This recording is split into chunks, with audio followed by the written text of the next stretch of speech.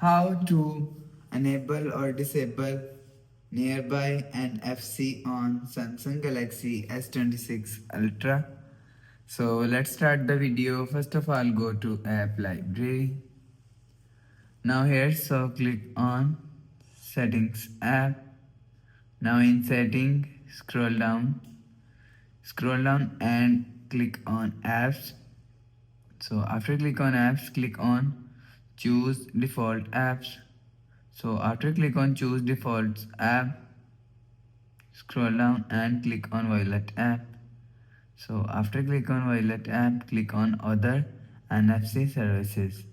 So after click on Other NFC services, you will see Nearby is here. So if you want to disable Nearby, so click on Nearby, you will see Nearby is disabled. So if you want to enable Nearby, so click on this option, so you will see Nearby is enabled. So you will enable or disable Nearby from here. So after the process, go back to home screen, refresh phone. So that's how you can enable or disable Nearby NFC on Samsung Galaxy S26 Ultra.